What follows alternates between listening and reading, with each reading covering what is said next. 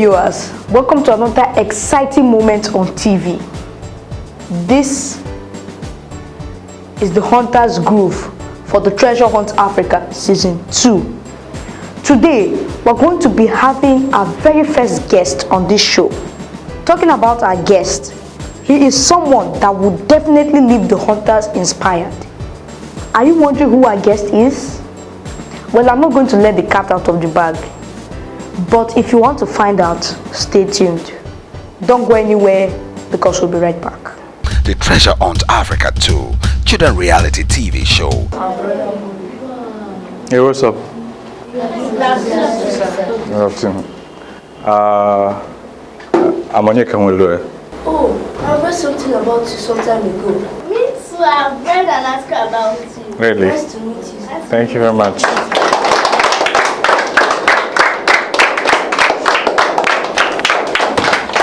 Okay, sit down. Okay. It's nice really meeting you guys today. You all look bored. Do you like reading? Yes. Really? So if I ask you the last book you read, you will tell me? Okay, which was the last book you read? The last book I read was Kate Says Dollars Book of Rainforest. Wow, brilliant. Well, can you remember the name of the authors? Yes. What are the names? Shade and Benchu. Are you sure? Yes, I am. Very sure. 100%. Really? That's brilliant. So guys, we have readers here. Do we have writers as well?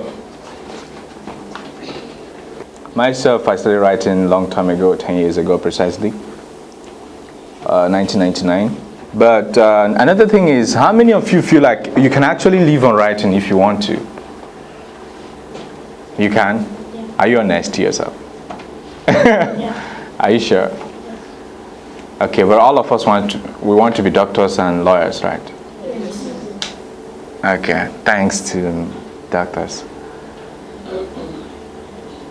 But if we all become doctors and lawyers, I mean, when a lawyer and a lawyer have cases, I mean, if two lawyers are having problems, the two of them are going to go to court and bail themselves, right? Okay. Okay, that's brilliant. Yeah, sure. Please, where do you get your inspiration on writing? As we're talking now, man, I'm getting inspiration. I get inspiration from everywhere. But basically, I think I get more inspiration from reading the Bible. I don't write every day. But what I have now, I've only written one book. And that is The Abyssinian Boy. Yeah. Can you tell us about it? Okay. The Abyssinian Boy is actually about a 9-year-old kid, David. How many of you are 9 years old? 1, 2, 3. Can you imagine a situation where your age mate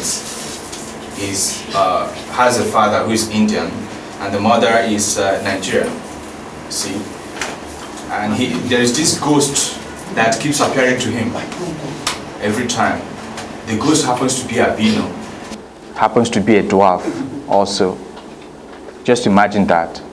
How would you feel, a 9-year-old, and you have this ghost that keeps coming to you and talking to you? You are me, I am you, you are me, I am you, I'll take you to my grave and stuff like that. You belong to me stuff. How would you feel? You'd be scared, right? Yes. Can you tell us how the boy gets related? Man, you're too inquisitive. Okay. It's just my own story. It's fiction. I tried relating more about the spiritual side of it. The dwarf was killed years ago, over 76 years ago, by the great-grandfather of the kid in Nigeria, and buried in the garden in the house. And he decides to come back to hound him in India. And then follows them from India to Nigeria and kills him in Nigeria. How did you come about the title of the book? I wanted a very interesting title, something that would catch the attention of the readers, Abyssinian. And it happens that during one of my trips abroad, I was able to visit Ethiopia. I was in Addis Ababa, and I saw a lot of shops and stuff in Addis where they had Abyssinia everywhere. And I conjured up the image that, okay, I could do something with the title, I could just fill up something somewhere. And I had read a book, actually, the title is Abyssinian Chronicles, about Uganda. So I felt this could work better for me. So I used the title. It's not that it's too relative to the story. Yeah, but... So was the boy killed in the book? Yeah, he was killed. I'm just letting the cat out of the bag. He was killed. Yeah. Sorry. Sorry, let her answer. How did you sit down and write this story? Didn't you get tired? No, as I told you, I never get bored when I'm writing. I wrote this book within 3 months, and it was 450 pages long within 3 months because I wasn't tired of the story I was telling to the world. So. Did you win any award for the books you were writing? Not for the books I'm writing, but I got a couple of grants, from an organization in the US which keeps me in school. The Institute for Research on African Women, Children and Culture, they're based in Arizona, US. Is it only rewriting that you love to do? Yeah, I'm not going to do any other thing. Maybe I could lecture. I've done last 3 weeks when I was in India. I went to talk to some graduate students in a college in South India, and I found it very interesting that, okay, I can actually be a lecturer, So I feel maybe if I get tired of writing fiction, I could go and lecture some people on fiction too. So, but basically, what I want to do is writing. I want to be a writer. How do I start?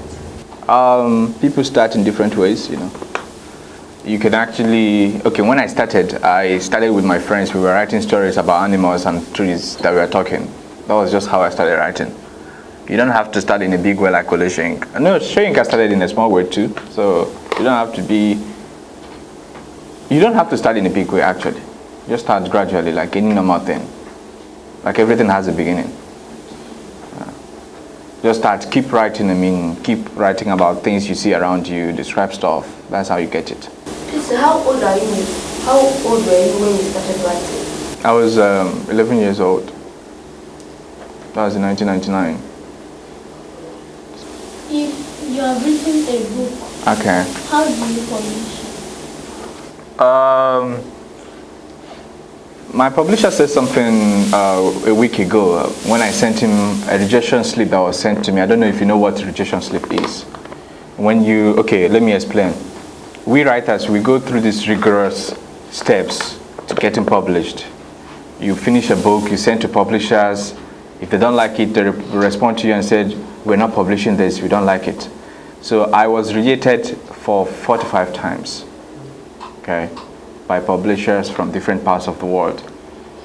So as a writer, you have to hold your heart in your hand and say, I'll keep trying till I get it. So I kept sending, and at the last minute I was accepted my publisher who got my book published. So you have to keep trying if you finish the book, and if they ask you to rework, go back and rewrite it and get back to them too. So whatever they want you to do on the book, do it. Except you don't feel comfortable removing a character they want you to remove. You just don't have to do it. But as a writer, you have to make sure that you work to perfect your art, so you can get published, because there is competition everywhere. It's like music.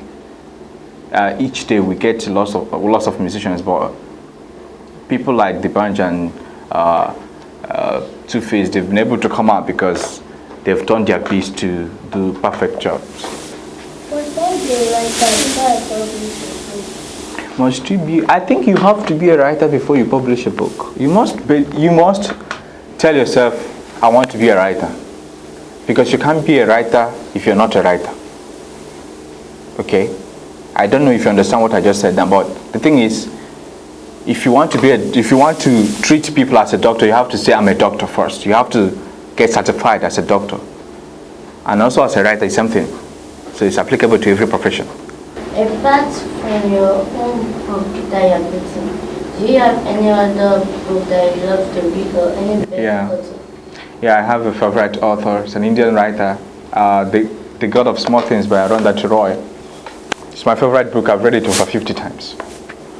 Yeah. Are you planning to write another book? Yeah, I'm working on another book, but I don't know if I'm writing it now, if I'm publishing it now, but I'm definitely planning on working on another book.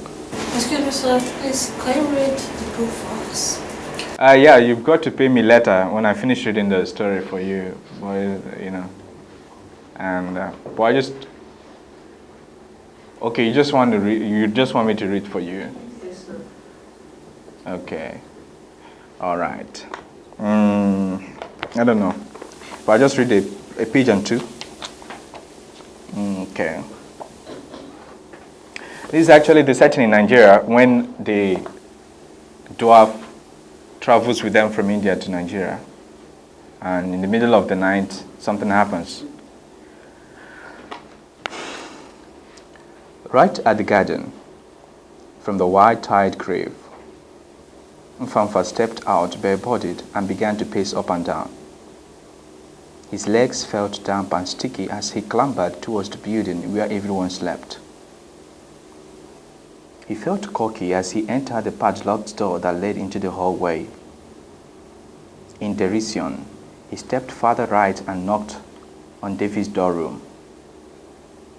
David woke up, leaving his dream behind. He stretched back and sat up in the bed, staring fearfully at the door. Then the door opened slowly on its own. David shrieked. Mfanfa stepped in, bare-bodied. The door closed of its own accord. David mumbled something to himself as the dwarf came towards the bed. He shivered. "Who are you?" David asked, very afraid, shaking. "We have met, David," the dwarf said. "Stop shivering. What do you want?" Mfanfa stepped to the cupboard in the room and leaned on it. "Stop behaving like a woman." David kept quiet. "You know," Mfanfa said, "I don't know why you should keep on shivering. Do you know how long it has taken me to meet you finally?" "What do you want?" "All right," the dwarf sneezed. "Don't feel panicky. Relax. Do you have any idea that you are me and that I am you?" "No," David smiled. "You should know." But how come?" Mfanfa lowered himself on the path in the room. "I promised you something," he said. "What?" "That one day I'll take you into my grave." He held out a pouch from his knickers. "I told you that we will go there and drink mead." David rushed out from the bed, excited. "You mean you live in that grave?" "Yes." "How?" Mfanfa laughed boisterously. "You know you are me." "I don't know. But do you think you are me?" "Whatever." He sniggered. He sloshed and continued. "Were you in the plane?" "Yes," he said pitifully. "I am anywhere you are." David brightened up. "I can't just believe you," he said. "You can't?" "Yes." He laughed. "Then you can't believe yourself." The Abyssinian cat mewed loudly from within the corridor. Mfanfa rose quickly, frightened. He moved to the wall and disappeared. David stared at the wall longingly. When he finally turned, he saw Papankuku standing on his legs by the doorway, the cat by his leg. David gabbled like a duck. "Oh God," he screamed in the inside.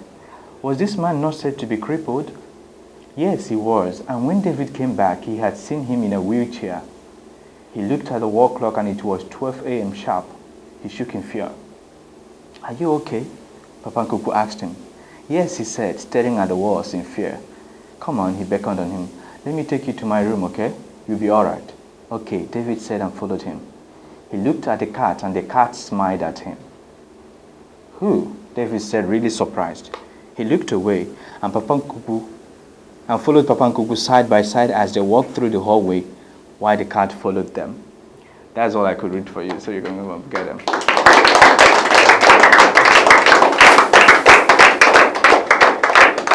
You really have to stand up for me. I'm not a big boy.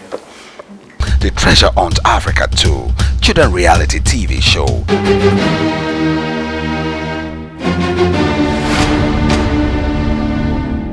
18 children from different countries in Africa came together, left the comforts of their homes and journeyed into the uncertainty in search of the hidden treasure. They are 9 to 12 years old, strong, intelligent. So far, there has been many evictions, but if there wasn't any eviction, then there would be no winner. And if there was any winner, there was no reality TV show. Physically fit, united, and never want to leave each other again.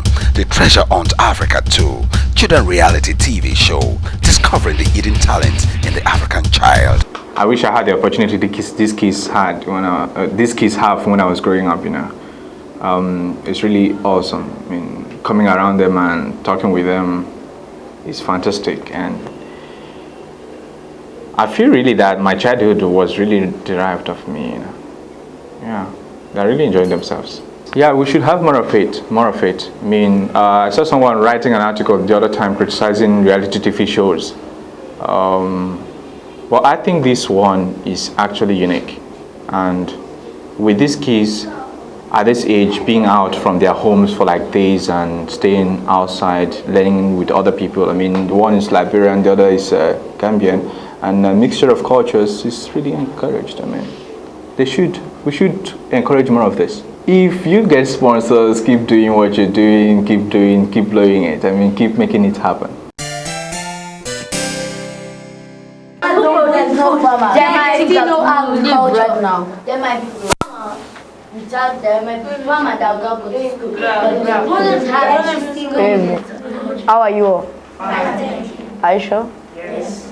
Okay, so how was your meeting with the writer earlier today? Are you sure? Yes. Good.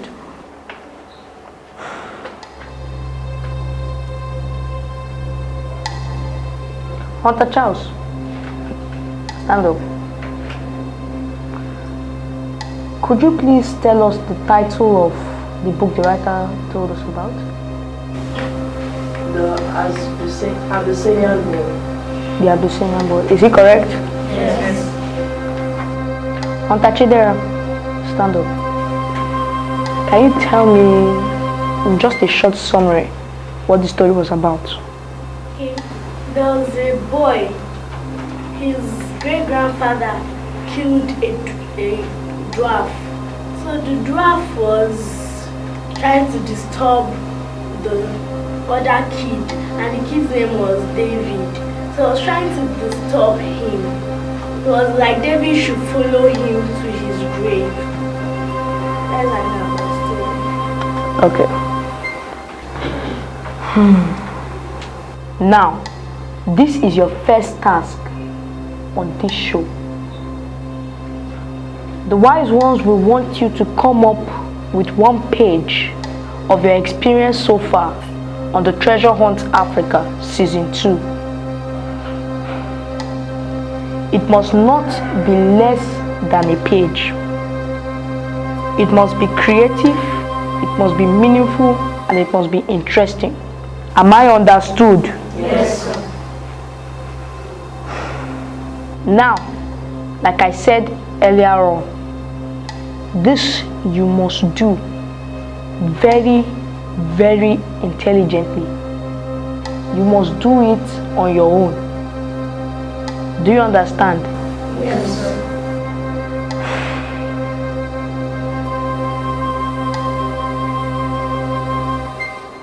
Hunter Charles, Hunter Chidera.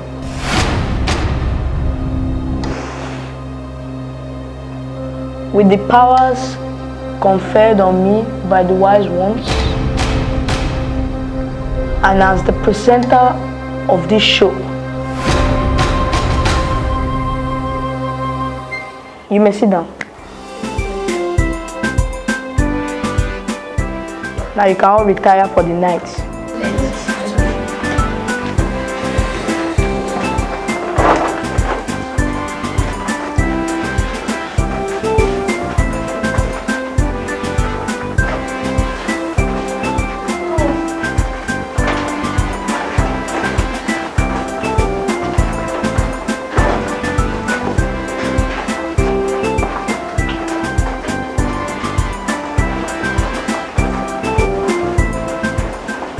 Thanks for being there. See you next time. Bye-bye.